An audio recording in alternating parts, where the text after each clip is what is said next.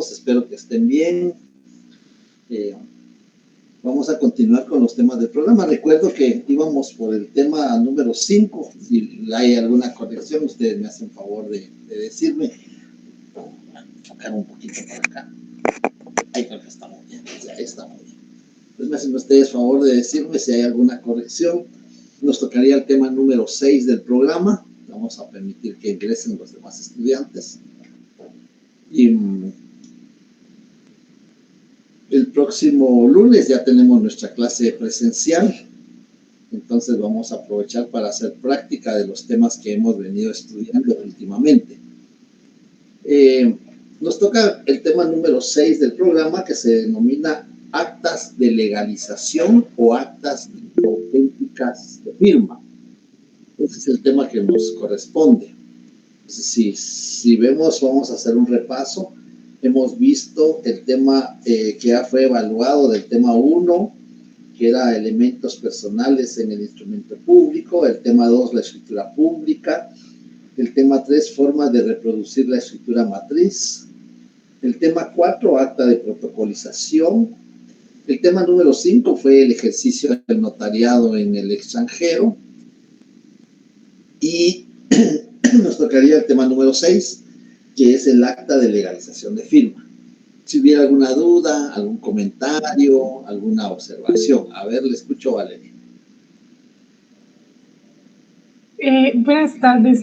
Fíjese que yo en mis apuntes tengo de que sí empezamos a ver el tema número 5, que es el extranjero, el ejercicio del notariado en el extranjero. Sin embargo, creo que no lo terminamos de ver, solo nos quedamos en el procedimiento de documento que proviene del extranjero. Muy bien, eso es lo que necesito, por favor, porque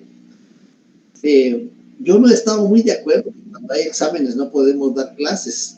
Eso nos ha perjudicado porque, por ejemplo, el día lunes me mandaron un mensaje que no podían haber clases porque todavía habían secciones que estaban en examen. Pero yo tengo que respetar lo que la coordinación nos envía. Y ahí es donde pues por lo menos me desubico yo cómo vamos con el desarrollo del programa. Sí, Jennifer, le escucho. Buenas tardes, licenciado. Sí, hablando de exámenes, no sé si ya empezó a calificar, pero usted cómo mira el terreno. ¿Vamos bien? ¿Vamos mal con la redacción? Tenemos que practicar, vamos a dejar más ejercicios. Acordémonos que ahorita viene ya el segundo parcial, son 40 puntos, y vamos a ir un poquito más agresivos con la redacción. Atendiendo el resultado de la sesión que tuvimos, vi que se preocuparon mucho cuando les dije que venía una parte de la escritura que podía ser el cuerpo, que podía ser el cierre, que podía ser la introducción. A raíz de eso tuvimos que tomar la decisión, y digo tuvimos porque lo comentamos con los notarios que colaboran conmigo. Lo comentamos y me dijeron, mire, fíjese que están preocupados porque el cuerpo del instrumento tiene un poquito de problema con el cierre. Entonces, nos pusimos de acuerdo y le dije, bueno, le vamos a limitar a la introducción. Y como les dije el día de la sesión, la introducción es la parte tal vez un poquito más alambicada, atendiendo que ahí se debe consignar testigos de conocimiento, se deben consignar testigos instrumentales, y además de eso se debe de consignar la representación que se ejerce, se debe de consignar los intérpretes o los traductores, pero no, en ningún caso se relacionó con eso de intérpretes ni traductores. Pero ya en el segundo examen, ahí lo vamos a complicar un poquito más y con el pago de los impuestos. Si se dieron cuenta en las variantes, solo tratamos de indicar qué impuestos, si era valor agregado, si era timbre fiscal y el monto, ¿no? ¿A qué monto? Aparte de eso, los casos se parecían mucho a los que les habíamos enviado para poderlos trabajar. Pero sí creo que en la redacción tenemos que repasar un poquito más. Con mucho gusto yo estoy disponible para poder hacer sesiones extraordinarias. El día lunes vamos a tener práctica con hojitas, vamos a dictar, vamos a hacer que ustedes hagan un trabajo ya por sus propias cuentas. alguno de los notarios que está con nosotros me dice, mire que trabajen en grupo, no, es que aquí no se puede trabajar en grupo, aquí tenemos que trabajar individualmente con la ley. Entonces, por el momento yo ya empecé a calificar. El procedimiento es separar primero cada variante. Los grupos de variantes son como 15 o 14 ejemplares de cada variante y se empiezan a calificar por orden, por el orden que tienen las letras o los números de las variantes. Pero por el momento no puedo adelantar porque es muy prematuro. No he llegado ni a la mitad de la calificación, entonces es muy prematuro adelantar cómo puede ser el panorama general de ahí. No sé si quiere agregar algo más. No, solo para comentarle de que estaba bien. Y segundo, ¿usted cree que en general estamos como que un poquito todavía así como sin saber redactar, o hay exámenes que por lo menos usted dijo, bueno, por lo menos la introducción la tiene buena? La mayoría creo que tiene captada la idea. La mayoría tiene captada la idea, que se consigna el número, y la fecha, los comparecientes, datos, son 7 datos elementales de cada compareciente, y algo muy importante, cómo se identifica. Si se dieron cuenta, la mayoría de tal vez de levantar un poquito la complicación era en cómo se identifica. Es conocido suyo, usted no lo conoce, no tiene documento de identificación. Uno decía, le pone a la vista el documento. Entonces quiere decir que tenía y que podía identificarlo con el documento. En algunos no decía, tenía que quedar a la creatividad de ustedes. Es que las variantes son diferentes. Habían 9, 12 variantes. Entonces cada variante tiene... Pero yo creo que la mayoría sí tiene la idea. Tiene la idea. Nos falta la calificación de los testigos. Acordémonos que cuando nos asociamos de testigos, los testigos instrumentales van o se consignan en la introducción y tenemos que calificarlos, quienes son personas civilmente capaces, idóneas y de mi conocimiento. Las 3 categorías de testigos, instrumentales, de conocimiento y rogados, tienen que ser calificados. El otro asunto también es que la representación, cuando había representación, una señora que va con el hijo o un señor que va con la hija, alguien que va en representación de una entidad, una persona jurídica, pues tenemos que acreditar cómo está acreditando, con qué está acreditando esa representación. Y tenemos que calificarla, que la representación que se ejerce es suficiente conforme a la ley y a mi juicio para el presente acto. Eso creo que es lo que complica. No recuerdo que haya habido alguna variante de testamento. Ahí lo que había que cambiar es que había que consignar la hora. La hora del testamento, conforme al artículo 42 del Código de Notariado, que hay que consignar la hora.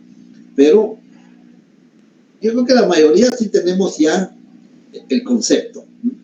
La redacción es totalmente diferente del abogado. Una querella, una demanda, una denuncia que se quiera presentar por eso, es totalmente distinta. El notariado es un derecho del formalismo, tiene muchas formalidades. Pero yo creo que sí, la mayoría tiene ya el concepto. Yo lo que les aconsejo es seguir practicando. Ustedes tienen los casos que les enviamos, seguir practicando esos casos, porque sobre esos mismos casos vamos a seguir trabajando. Ahora sobre esos casos vamos a extender el testimonio. No les pedí que extendieran testimonio, no obstante que el tema estaba dentro de los que íbamos a evaluar. Lo que les pedimos fue qué impuesto cubre el testimonio especial, qué monto cubre el testimonio en la parte. Eso sí, porque eso leímos los artículos de las leyes fiscales y eso no estaba tan complicado. Entonces, en esta oportunidad tratamos todavía de enfocarlo de una manera no tan complicada, pero ya en el segundo parcial se va a complicar un poquito más. Ahora ya tienen la idea cómo es la redacción. Eso sería, entonces vamos a aprovechar para concluir con el tema número 5 del programa, que se denomina el ejercicio del notariado en el extranjero. Yo me recuerdo que habíamos visto que en Guatemala se sigue el sistema notarial latino de profesión libre. Se sigue el sistema latino porque seguimos, acordémonos que hay dos sistemas que vimos en el semestre pasado, el sistema sajón, que se utiliza en los países de corte inglés, Inglaterra, la mayoría de Estados Unidos, la mayoría de estados de Canadá, que se usa el sistema sajón. Recordemos que en ese sistema el notario no es un profesional del derecho. Obtiene una autorización de la corte para poder ejercer como escribano, como notario, pero tiene una autorización, no tiene una. Y el otro sistema es el sistema latino. El sistema latino, uno de los requisitos, una de las características es que debe ser un profesional del derecho. Debe que tener una formación técnica, jurídica y científica. Son tres elementos cómo nos formamos. Técnica, porque cómo redactamos. Ahorita estamos nosotros en la parte técnica, cómo vamos a redactar los instrumentos públicos. Jurídica, porque tenemos que tener un sustento jurídico de lo que estamos realizando. Acordémonos que de conformidad con el artículo 154 de la Constitución Política de la República, el notario ejerce una función pública. Y esa función pública solo le permite realizar lo que la ley le regula, nada más. Y como consecuencia de eso, nuestra actividad debe de estar regulada jurídicamente. Por eso es que les pedimos el fundamento jurídico. Y aparte, esa es la formación jurídica. Y la formación científica, porque sabemos, no hay ningún artículo que nos diga cuáles son las partes de las escrituras, cómo se clasifican las escrituras. Eso es la doctrina. Eso es el elemento científico, que escrituras principales, escrituras secundarias, escrituras canceladas. De eso sí hay un artículo en el 37 del Código Notariado que menciona escrituras canceladas.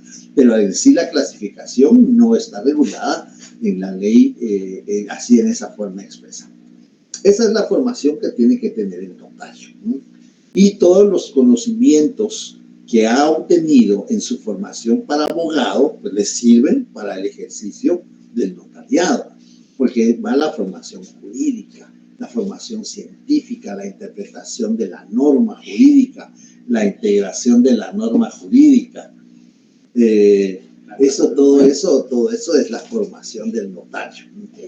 Eso es lo que aspiramos nosotros, ¿no? Porque nosotros somos responsables, los docentes somos responsables y tenemos que estar conscientes que estamos formando a los futuros notarios, ¿no? Ya sea que van a ejercer profesionalmente en su despacho, en su oficina, ya sea que van a ser asesores de una institución privada, asesores de una institución pública. Es decir, ¿se acuerdan del encuadramiento de la función notarial? ¿Cómo voy a ejercer yo mi profesión? Cuando yo ya tengo mi título bajo el brazo, ¿qué voy a hacer yo? ¿Cómo voy a ejercer yo esta profesión que tengo? Entonces, esa es nuestra responsabilidad. Brindarle a la sociedad guatemalteca notarios de calidad que conocen lo que van a hacer. Notarios que están conscientes que tienen una grave responsabilidad en el ejercicio de su función. Cuando vamos con el médico le confiamos nuestra salud, le confiamos nuestra integridad física, pero cuando vienen con el notario le están confiando su patrimonio, le están confiando el patrimonio que es producto del esfuerzo, del sacrificio, de cuántos años, ¿no? De un testamento, que mire que tengo ahorros, voy a comprar un inmueble, el sacrificio que hacen nuestros compatriotas en el extranjero. Ustedes ven los serios problemas que tienen y van al extranjero. Hay compatriotas que tienen que tener hasta 3 trabajos para poder sustentar, para poder ayudar a sus familias, para poder vivir en el extranjero. Tienen que tener hasta 3 trabajos. Yo conozco muchos guatemaltecos. Y me dice, mire, yo tengo que tener 3 trabajos. Con uno vivo aquí, con otro voy ahorrando para hacer algo en el futuro, con otro mantengo a mi familia, ¿no? Entonces, esa es la responsabilidad que tiene el notario. Y por eso tenemos que asesorar bien a las personas. Además de eso, vamos a ser egresados de la tricentenaria y la gloriosa Universidad de San Carlos, que ustedes saben que sostenida con los impuestos del pueblo. Por eso es nuestra responsabilidad, ¿no? Y como les decía, ejercemos nuestro notariado en el sistema latino de profesión libre, porque nosotros tenemos el privilegio de poder ejercer en toda la República. Yo la semana pasada, pues, no pude estar en el examen, creo que el notario Rudy me hizo favor y el director de área me hizo favor de estar en el examen. Yo andaba en un departamento del Oriente, justamente con actividades de carácter académico y de carácter profesional. Y a eso se debe la formación que debemos de tener. Y entonces es tan noble la profesión que no solo podemos ejercer en todo el territorio nacional, en todos los departamentos, en todos los municipios, en cualquier aldea, en cualquier caserío, ahí podemos instalar nuestra oficina y podemos ejercer sin ninguna limitante de territorio. Fíjense que lo único que tenemos que hacer es, cuando nos ausentamos del territorio nacional, es cumplir con el artículo 27 del Código de Notariado, avisar que nos vamos a ausentar del territorio nacional. No tenemos que avisar a dónde vamos. No tenemos que estar diciendo a dónde vamos, no tenemos que justificar por qué vamos. Lo único, avisar que nos vamos a ausentar del territorio nacional y que vamos a dejar el protocolo a cargo a nuestro cargo con otro notario o con el director del Archivo General de Protocolos. El notario no puede salir del territorio nacional, porque el protocolo, no puede salir del territorio nacional porque no es del notario, es del Estado. Y entonces, le decía, nuestra profesión es tan noble que podemos ejercer en el extranjero. El artículo 43 de la ley del organismo judicial nos permite ejercer en el extranjero. Y cuando vimos el tema, los documentos que vienen del extranjero, vimos que hay dos grupos. Cuando un documento viene extendido por un funcionario o empleado público extranjero, ese es un grupo. Los documentos que son extendidos por empleado o por funcionario público extranjero. Y el otro grupo, empleado, funcionario público extranjero, notario extranjero. Un notario extranjero puede enviar un documento para acá. Lo que sí, aquí hay que tener mucho cuidado porque las formalidades de otra legislación son diferentes a las formalidades que exige la legislación de Guatemala, ¿no? Que no debe de ser en contra del orden público. Hay, por ejemplo, casos como los testamentos, que tienen una redacción muy especial, que alguien puede otorgar un testamento en el extranjero, pero para que surte efectos en Guatemala, debe de acoplarse a la legislación tanto civil como notarial de Guatemala. Vean, mucho nos ha ayudado la informática, todos los elementos electrónicos nos ha ayudado enormemente, nos ha acortado los tiempos y nos ayuda a poder ejercer. Alguien llama y dice, licenciado, fíjese que necesito otorgar un mandato. ¿Qué puedo hacer para que mi pariente que está en Guatemala me represente en Guatemala? Necesito otorgar un mandato. Dos cosas. O busca un notario guatemalteco, porque hay muchos lugares donde hay notarios guatemaltecos, especialmente Estados Unidos. Busca un notario guatemalteco y él se lo puede autorizar. Va al consulado, pregunta si el cónsul o agente diplomático es notario guatemalteco y él también se lo puede autorizar. Dos posibilidades. No hay ninguno de los dos, no hay notario guatemalteco, el cónsul o agente diplomático no es guatemalteco, va con un notario del lugar. Va con un notario del lugar. Usted le explica qué es lo que necesita. Cuando él le acepte que va a atenderle su asunto, usted le proporciona nuestro correo para que nos comuniquemos con él. ¿Para qué nos vamos a comunicar con él? Pues nos vamos a comunicar para enviarle una minuta.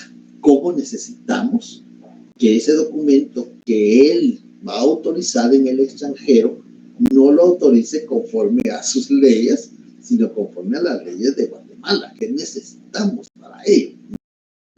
Y entonces se le envía la minuta por correo, eso ayuda bastante. Se le envía la minuta por correo y él no, mire, esto sí puedo agregarlo, esto no puedo ponerlo, la legislación no me lo permite. Eso ayuda demasiado, ayuda bastante.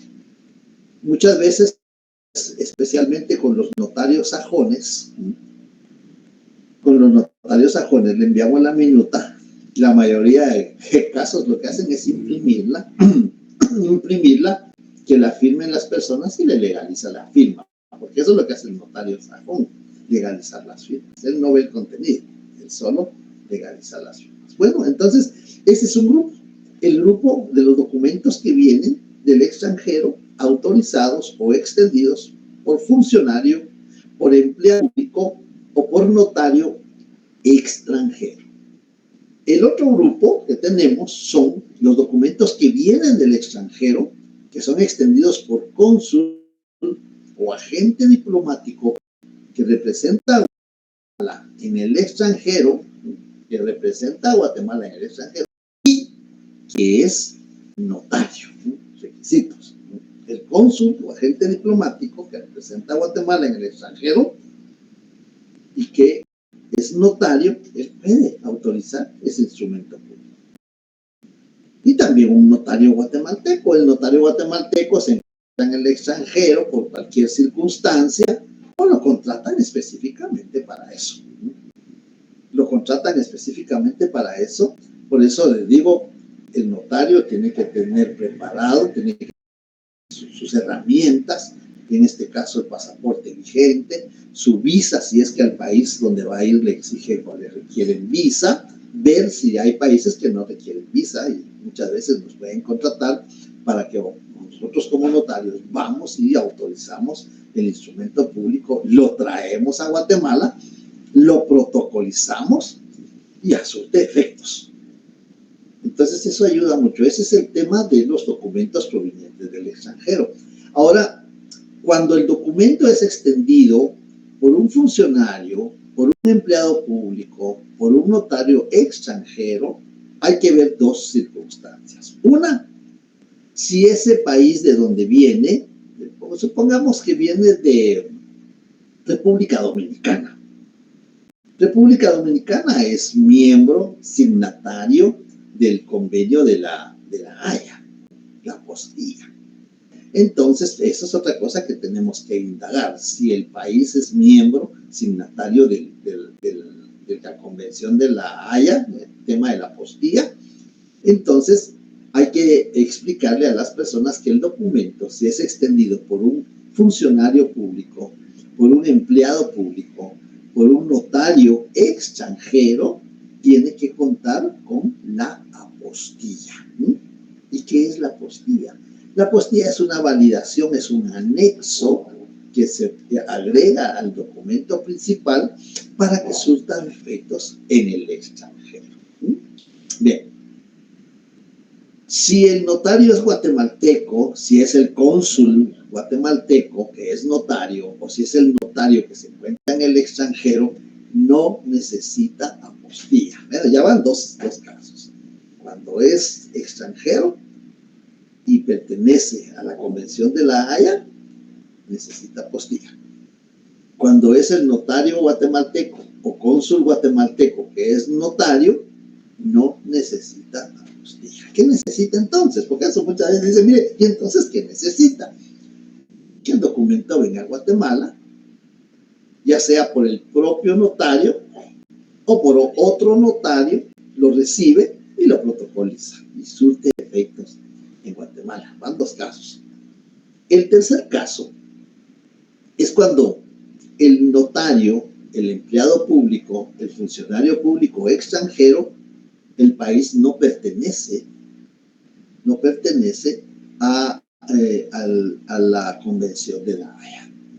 No pertenece a la Convención de la Haya. ¿Y qué pasa entonces? Ahí se va a aplicar un procedimiento que se llama pases de ley. Los pases de ley es un procedimiento concatenado, que en la mayoría de las veces consisten en auténticas. Les voy a poner un ejemplo visto desde Guatemala.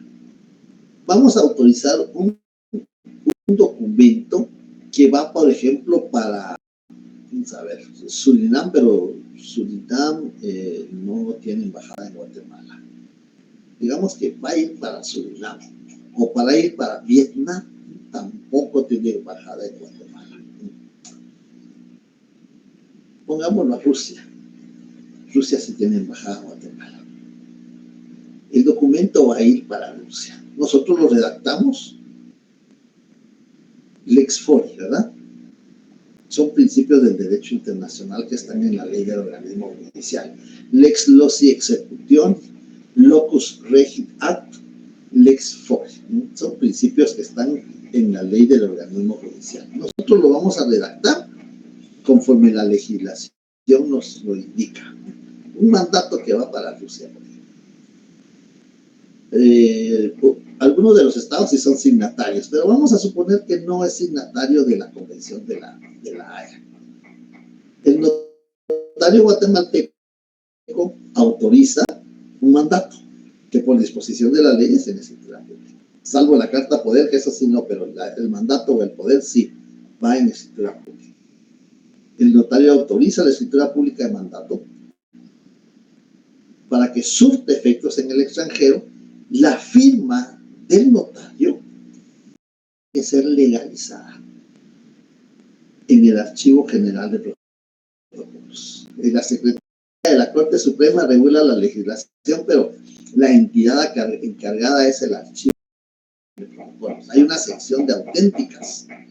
Si ustedes tienen la oportunidad de ir por alguna circunstancia al Archivo General de Protocolos, que está en la 10ª calle y 7ª avenida de la zona 9, el edificio se llama edificio Jade. Ustedes van al edificio, en el segundo piso hay un departamento, hay una oficina que dice auténticas. El notario guatemalteco lleva el testimonio, porque va a extender un testimonio, lo lleva a esa sección para que legalice la firma del notario. ¿Por qué lo lleva ahí? Porque ahí está registrada nuestra firma. Acordémonos que uno de los requisitos es haber registrado la firma y el sello en la Corte Suprema de Justicia. Y la entidad encargada es el Archivo General de Protocolos a través del Departamento de Auténticas. Por eso es que llevamos para que legalicen nuestra firma al Archivo General de Protocolos. Ahí legalizan nuestra firma. Ya que se ha legalizado la firma, pues lo vamos a llevar al Consulado de Rusia. ¿Y para qué lo vamos a llevar al Consulado de Rusia? Para que legalice la firma de la persona o del funcionario que legalizó nuestra firma como notario. Por eso alguien que dice que es una cadena de auténticas, pero no es cadena, son auténticas, son diligencias, porque no son solo auténticas, son diligencias concatenadas.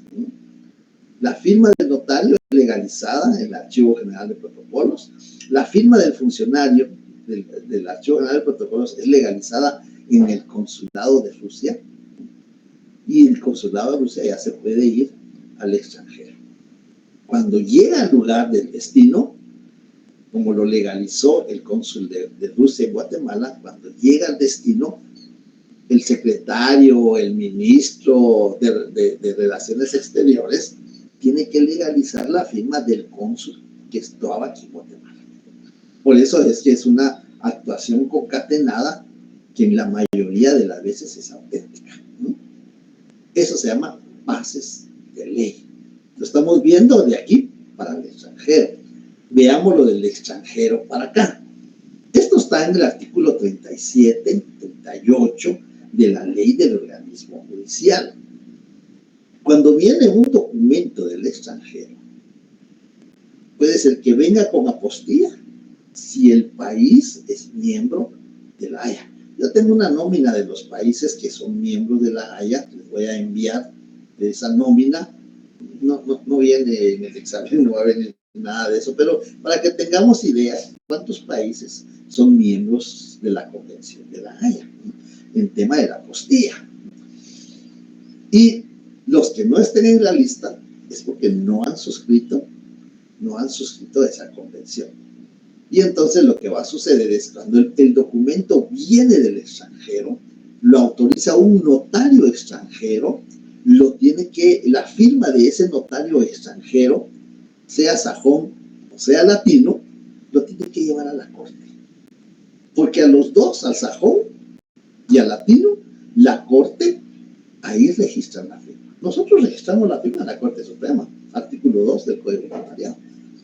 El notario sajón, la Corte Suprema, o la Corte del Circuito, la Corte del Condado, la Corte del lugar, le da la autorización y por eso tiene la firma registrada.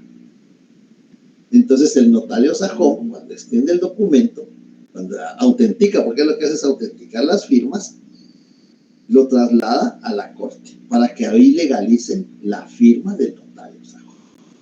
Ya que lo ha legalizado el funcionario de la Corte, lo llevan al consulado de Guatemala. Y en muchos países o no hay consulado de Guatemala o está demasiado lejos. En Canadá me recuerdo yo que cuando pregunté ¿y dónde queda el consulado de Guatemala? Está en Alberta, y Alberta estaba lejísimos, días de camino. Eso era lo que dificultaba. Eso fue lo que vino a ayudar. Eso fue lo que vino a ayudar en la apostilla. Ya no hay que ir al consulado. Pero si el país no es signatario, tiene que buscar el consulado de Guatemala. No hay consulado de Guatemala. Por ejemplo, tuvimos un caso en Vietnam, no hay consulado de Guatemala. ¿Y cuál es el consulado más cercano que esté con Guatemala?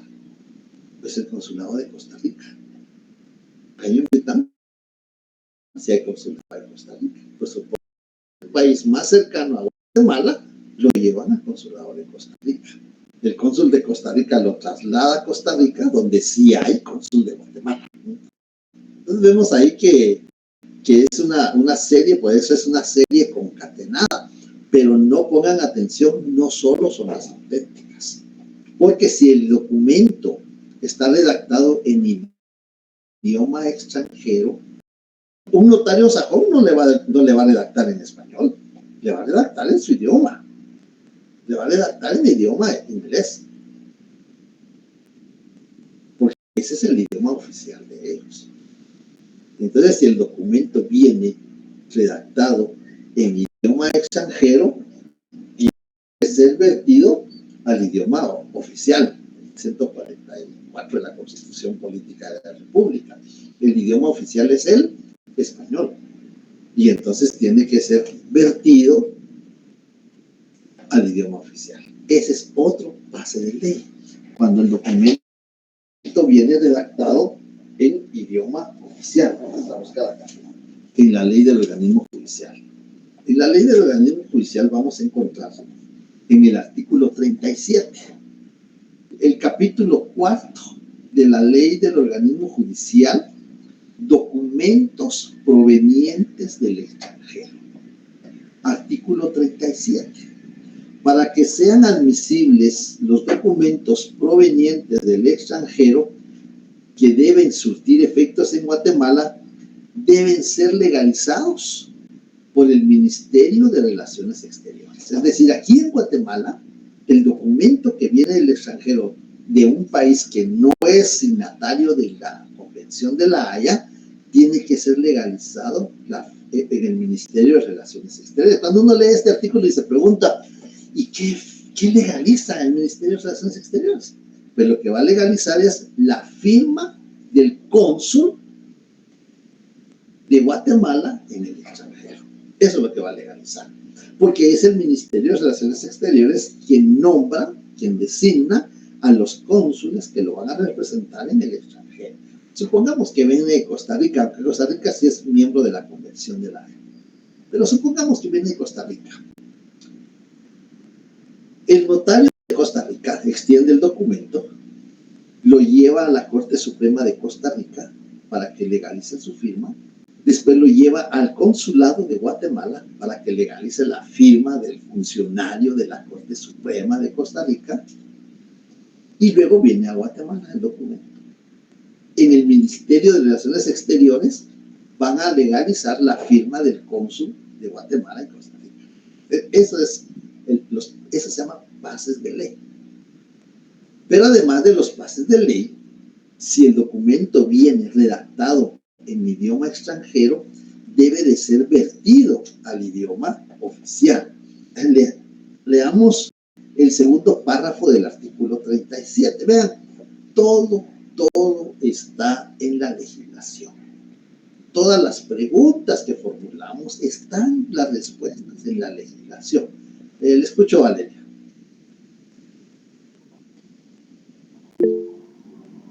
Sí, para leer el segundo párrafo del artículo 37, dijo, ¿verdad? Sí, por favor. Ok, el artículo 37 dice requisitos de documentos extranjeros. Si los documentos están redactados en idioma extranjero, deben ser vertidos al español bajo juramento por traductor autorizado en la República. De no haberlo para determinado idioma, serán traducidos bajo juramento por 2 personas que hablen y escriban ambos idiomas con legalización notarial de sus y ven la importancia del notario. Ven la importancia de la participación de la función del notario. Si el documento viene redactado en idioma extranjero, debe de ser vertido. Ya no regula traducido, regula vertido al idioma oficial, el idioma español. Pero ¿qué pasa si no hay traductor jurado? Si no hay traductor jurado, si viene en arameo, es difícil encontrar un traductor jurado que el documento venga redactado en arameo. ¿Qué es lo que va a suceder? Se buscan 2 personas que hablen y que escriban ambos idiomas. El idioma en el que está redactado el documento y el idioma oficial de nosotros. Ambos idiomas. 2 personas, el primer requisito, 2 personas. Segundo requisito, que hablen, entiendan, que escriban ambos idiomas. Tercer requisito, que lo hagan bajo juramento. Cuarto requisito, que las firmas de ellos sean legalizadas o que sean autenticadas por notario. Vean los requisitos. Entonces, solución a los problemas hay. Dice, mire, fíjese que tengo un documento, pero no encuentro traductor jurado. No hay traductor jurado, ¿qué hacemos si no hay traductor jurado? Toquemos las puertas de las embajadas. Hay que tocar las puertas de las embajadas, porque ellos saben dónde podemos encontrar con ciudadanos de ellos que hablen ambos idiomas. Ellos nos pueden dar la orientación.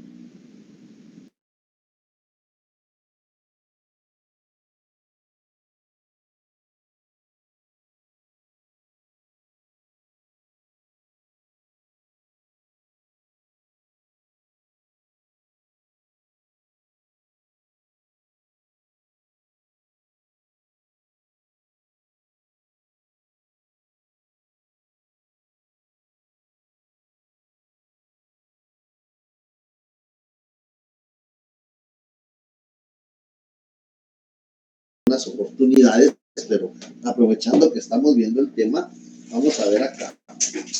Okay, por acá tengo, alguien preguntaba por los exámenes, por aquí los tengo. Aquí tenemos las hojas de protocolo. Vamos a usar 2 hojas de protocolo. Tenemos 2 hojas de protocolo y las vamos a poner así. Tenemos 3. Y la protocolización consiste en que ese documento lo vamos a intercalar acá. Eso es protocolizar. Pero no esa es la protocolización material. Estamos intercalando, estamos introduciendo un documento público o privado entre las hojas de papel sellado especial para protocolo. Esa es la fase material. Pero viene la fase jurídica, donde vamos a redactar el número de instrumentos 5 en la ciudad de Guatemala, el 5 de septiembre del año 2025, por mí y ante mí, procedo a protocolizar un documento proveniente del extranjero, conforme las siguientes cláusulas. Primera, el referido documento está contenido en 3 hojas. Fue autorizado en la ciudad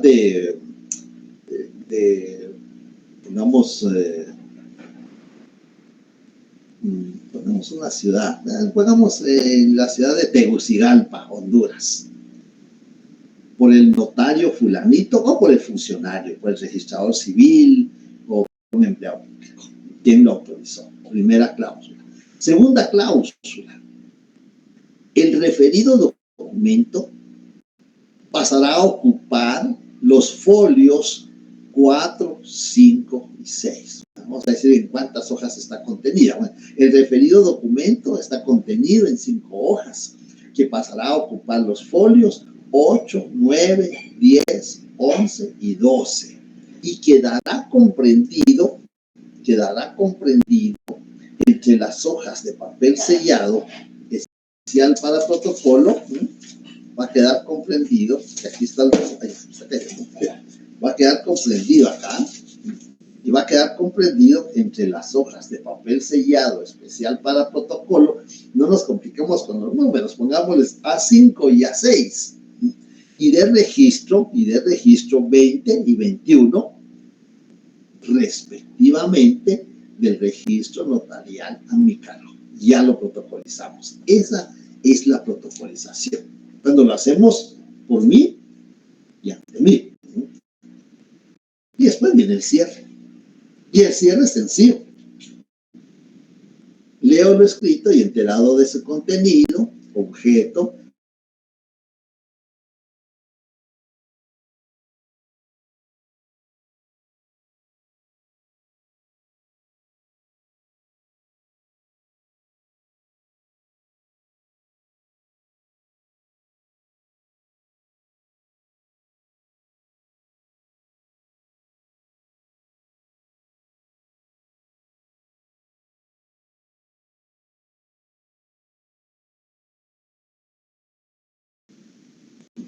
ahí tenemos que redactarlo en el cierre de la protocolización.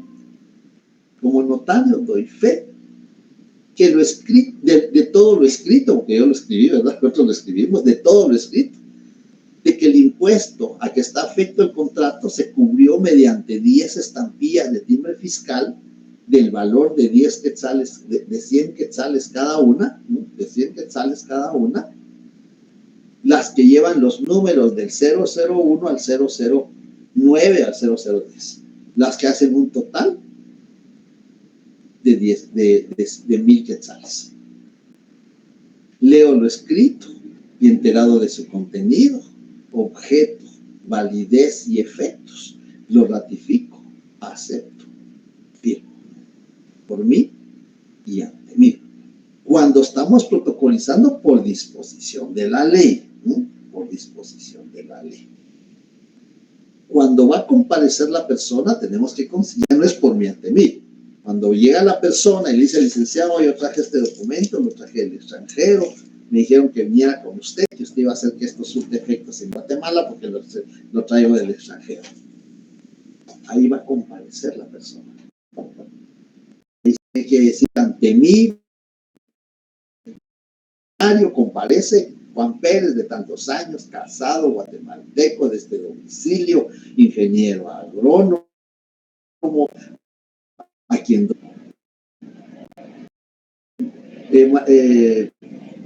manifiesta ser los datos de identificación personal, hallarse en el libre ejercicio de sus derechos civiles y que requiere mi función notarial para que protocolice un documento proveniente del extranjero conforme las siguientes cláusulas. Primera, el compareciente me hace entrega de un documento que fue autorizado en la ciudad de Buenos Aires, República de Argentina, por el notario fulanito, el que está contenido en 5 hojas. Segundo, el referido documento fue autorizado con tal fecha y que pasará a ocupar los folios 20, 21, 22, 23 y 24 y quedará comprendido entre las hojas de papel sellado especial para protocolos A20, A21, registros 5 y 6 respectivamente. Luego viene el cierre. El infrascrito notario da fe. Así empieza el cierre. El infrascrito notario da fe. A. De lo expuesto. P, de haber tenido a la vista el documento personal de identificación relacionado, si es que se identificó la persona. Si no se identificó, no lo vamos a... Si di fe que lo conocía, no vamos a consignar el número. Pero digamos que sí, de haber tenido a la vista el documento personal de identificación. Que el impuesto a que está afecto el acto o contrato se cubrió mediante 10 estampillas del valor de 100 quetzales cada una, las que llevan los números del 001 al 009. Las que hacen un total de 1000 quetzales. Leo lo escrito al compareciente. Aquí ya se lo leo, ya no lo leo yo. Leo lo escrito al compareciente, quien enterado de su contenido, objeto, validez y efectos lo ratifica, acepta y firma. No sabe firmar, deja la impresión dactilar del dedo pulgar derecho, firmando a su ruego X, persona civilmente capaz, idónea y de mi conocimiento. Las palabras ante mí y abajo la firma del notario. Esos son los pases de ley. Repitamos las bases de ley, las auténticas, la versión al idioma oficial, ya sabemos que es por traductor jurado. Si no hay traductor jurado, ya sabemos que dos personas que hablen y escriban ambos idiomas, con bajo juramento, con legalización notarial, la protocolización, el pago de los impuestos. Esos son los pases de ley. Cuando el documento viene del extranjero, que ha sido extendido, que ha sido autorizado por un empleado público o notario extranjero. Cuando el documento viene del extranjero, y tiene apostilla, pues ya no necesita pase de ley. Es la apostilla la que surte validez. Eso es lo que evita la apostilla. Ir a buscar al cónsul de Guatemala. No hay cónsul, en el país no hay cónsul de Guatemala, porque Guatemala no tiene consulados en todos los países. Creo que no le alcanza el presupuesto para pagar el personal diplomático. Guatemala no tiene. Ese es el problema. Pero sí hay una entidad certificante. Hay una entidad certificante. La entidad certificante es quien extiende la apostilla. En Guatemala es el Ministerio de Relaciones Exteriores quien extiende la apostilla. ¿Sí? En el caso de nosotros, autorizamos el documento, extendemos el testimonio, lo llevamos a la Corte Suprema de Justicia para que legalicen nuestra firma, lo llevamos al Ministerio de Relaciones Exteriores para que le consignen la apostilla. Si el país al que va el documento es signatario de la Convención de La Haya. Ahí va la apostilla. Es que lo que sucedía es que, por ejemplo, hay lugares donde no hay cónsul, hay lugares donde está demasiado lejos, implicaba muchos gastos, transporte, hospedaje, alimentación, porque eran 2 días de camino, y entonces era difícil. Aunque hubiera metro, tren, era difícil, complicado. Entonces, eso viene a evitar la apostilla. Y cuando es extendido por un notario guatemalteco o por cónsul guatemalteco, que es notario, eso es requisito indispensable, que sea notario, el cónsul. Y si es el notario guatemalteco que está en el extranjero, pues requisitos indispensables, que haya remitido el aviso que regula el artículo 27 del Código de Notariado, que se va a ausentar del territorio nacional. Y el otro requisito indispensable es que el acto o contrato surta efectos en Guatemala. Esos son los requisitos. Y entonces eso no necesita apostilla, eso no necesita pase de ley, y entonces ¿qué necesita? Pues lo que necesita es la protocolización y el pago de los impuestos. Eso es lo que necesita. No sé si hay dudas, preguntas, comentarios, observaciones que quieran plantear ustedes.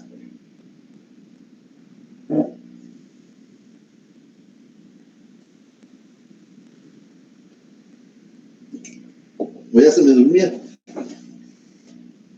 No reaccionan, ya se me durmieron. Necesito que reaccionen, por favor.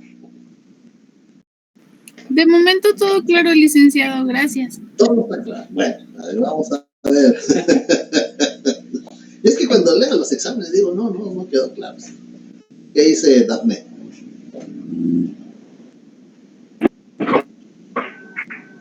Sí, yo tengo una duda con respecto al artículo 39, que no me queda muy claro, en donde el epígrafe se dice devolución de documentos protocolizados. No sé si me podría ejemplificar o explicarme ese artículo. Muy bien. Vamos a ver. En los casos no previstos en los artículos anteriores, la protocolización será optativa. Es decir, si no se va a inscribir en ningún registro público. Le voy a poner un ejemplo. Un título universitario. Un título universitario, por ejemplo, de un médico, de un ingeniero. El médico es extranjero, el ingeniero es extranjero, es ingeniero, es médico allá en su país, viene a Guatemala, quiere venir a residir a Guatemala, pero quiere incorporarse para ejercer su profesión. El título, pues tendrá que cumplir con los pases de ley o tendrá que cumplir con la apostilla. Viene a Guatemala, ese documento no se va a protocolizar. No se va a protocolizar porque no se va a inscribir en ningún registro. Va a servir para aplicar el artículo 87 de la Constitución Política de la República. Hacer las diligencias, ya saben que yo prefiero palabra diligencias en lugar de trámite. Hacer las diligencias ante el Consejo Superior Universitario para incorporar su profesión y poder ejercerla en Guatemala. Ese título no necesita protocolizarse, porque no se va a inscribir en ningún registro. No se va a inscribir en ningún registro. Entonces, acá en el artículo 39, en los casos no previstos en el artículo anterior, la protocolización será optativa para el interesado, pero los documentos no podrán ser retirados del expediente en que sean presentados los originales. Es como cuando usted presenta un documento a tribunales como medio de prueba. Acredito mi propiedad con el testimonio de la escritura, la que adjunto a mi escrito de demanda. Ese testimonio le va a servir a usted, pero lo está presentando como medio de prueba documental en una demanda. Usted como abogada o su abogado va a pedir que una vez certificado en autos, le sea devuelto. Cuando acreditamos nuestra representación, yo soy gerente, por ejemplo, soy mandatario, soy gerente de una entidad y presento una demanda o contesto una demanda, presento ese documento con el que acredito que soy el representante legal, lo adjunto al escrito, ya sea de demanda o contestación de demanda. Pero ese documento me va a servir a mí. Entonces pido que quede certificado en autos. ¿Qué quiere decir? Que lo van a reproducir por fotocopia, el secretario va a certificar que es auténtico, queda la certificación en autos y me devuelven el original. Ese es el procedimiento que regula acá. Entonces aquí se menciona que, pero los documentos no podrán ser retirados del expediente en que se presenten los originales,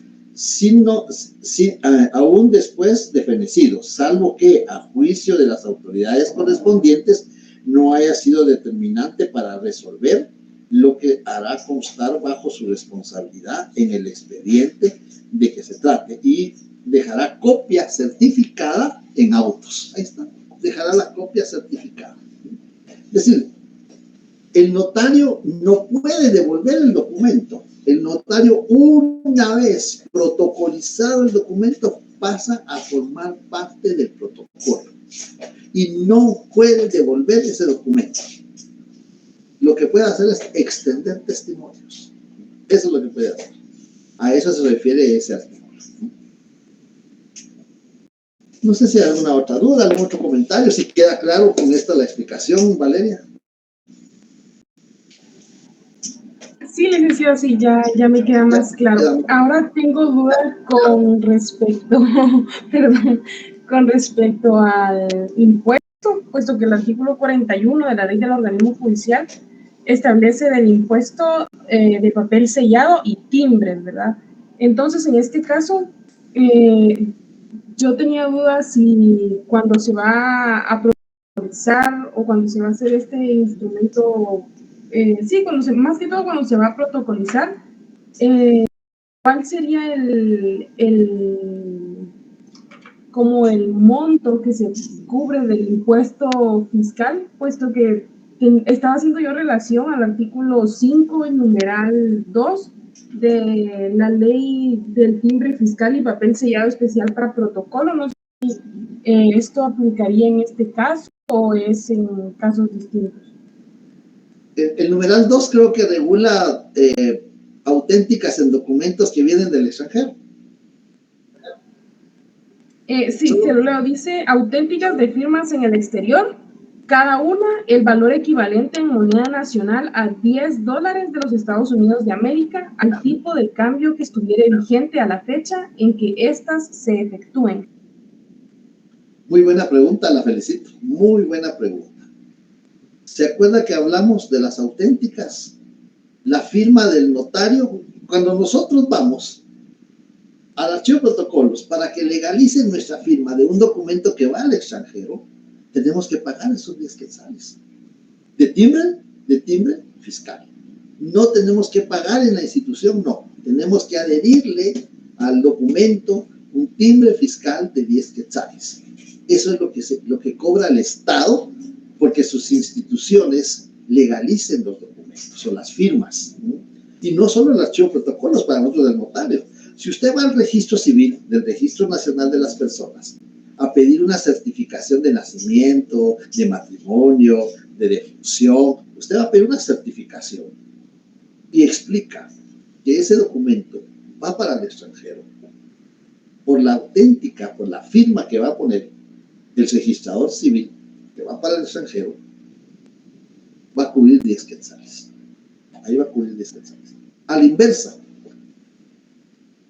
el documento viene del extranjero y lo van a llevar al consulado de Guatemala para que legalice una firma. ¿Se recuerdan? El extranjero. El notario extranjero extiende el documento. Esa firma del notario extranjero lo legaliza en la Corte Suprema del lugar.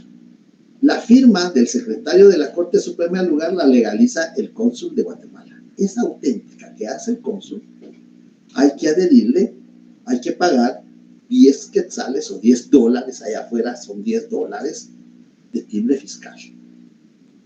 Y eso, como allá no hay timbres fiscales, lo hacen electrónicamente. Ya el pago es electrónico, ¿no?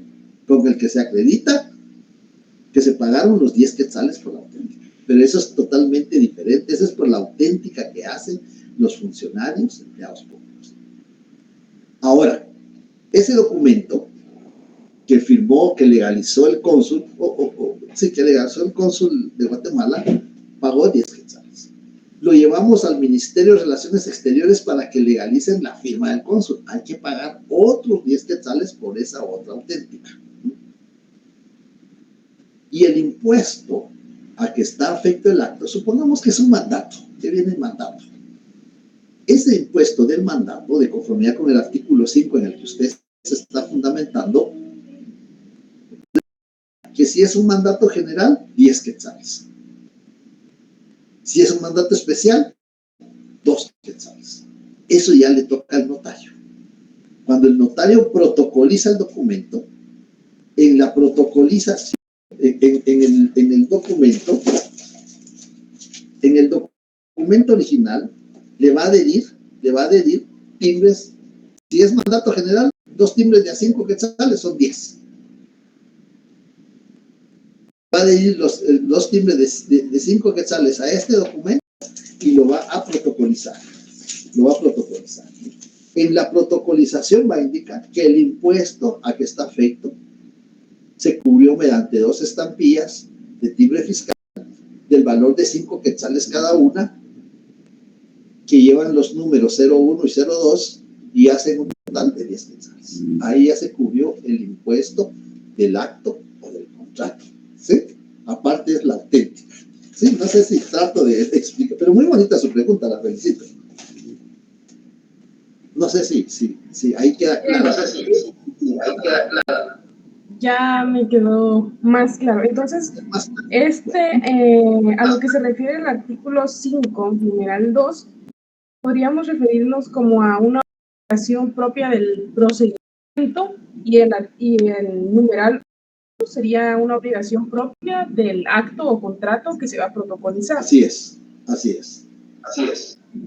Ok, esto, por ejemplo, siguiendo el ejemplo que estamos dando, entonces sería lo de la auténtica de firmas, los 10 quetzales o 2 quetzales, dependiendo de si es general o especial, y también independientemente la razón que usted me mencionaba la vez pasada, igual siguiendo el artículo 5, numeral 3, puesto que como se debe inscribir en un registro, también se deben cubrir esos 50 centavos de la razón. La felicito, excelente exposición, la felicito. Mire, ahí hay que pagar el impuesto de 10 quetzales por la auténtica que hace el funcionario público, cónsul, secretario del Ministerio de Relaciones Exteriores, el secretario de la Corte Suprema por el notario, funcionario público 10 quetzales.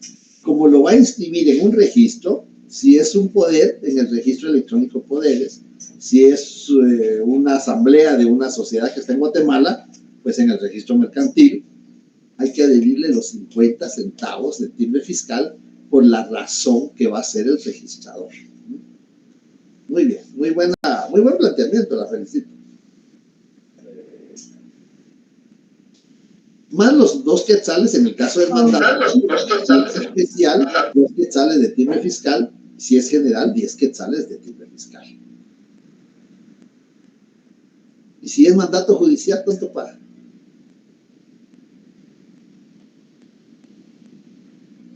Esa era una variante. Sí, específicamente la mía. Ahí tenía varios. Claro. Por eso estoy aquí, pregunta y pregunta. Era una de las más difíciles. ¿Cuánto paga? Bueno, conforme a mi conocimiento y a lo que yo entendí, en este caso, un mandato judicial no es un asunto de valor indeterminado. Y la ley del timbre fiscal y papel sellado solo regula el mandato general y el mandato especial, pero no encaja en ninguno de estos dos presupuestos que nos regula la ley. Entonces diría yo que no cubre impuesto fiscal puesto que no está regulado. Mire, así es. Ya puede ir a su privado.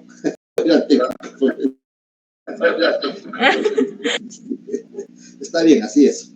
No cubre impuesto porque no está grabado específicamente en las leyes fiscales. Se le olvidó al legislador. Solo incluyó mandato general, mandato especial. Ok, entonces por lo menos yo sé que tengo una respuesta buena de todo el examen. Pero ya tiene un punto. Sí, ya solo me faltan, ¿qué? 60. ¿Verdad? No sé si hay alguien que más tenga alguna duda, algún comentario. Ya estamos casi en tiempo. Les doy el día lunes, pues vamos a tener la oportunidad de vernos presencialmente en la facultad. El día viernes, hoy, ¿con quién reciben el otro curso? Con el... Tenemos... ¿Con quién? Este es el primer curso del día, de la tarde. Ahorita, ¿quién viene a darles el curso? Recibimos Derecho Procesal Laboral 2 con Juan Luis Cuellar. ¿Con quién? ¿Me oye el nombre? Juan Luis Cuellar. No lo conozco. Bueno, está bien. Sí, pero sí necesitaba saber. Bueno, muy bien.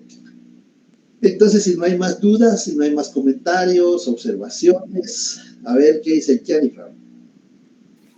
Sí, yo ya sé que ya lo molesté mucho con lo del examen, pero Solo tenía una duda. Tiene con el nombre respecto- de artista Jennifer López. Gracias. Le tenía duda con respecto a cómo se dividen los puntos en el examen,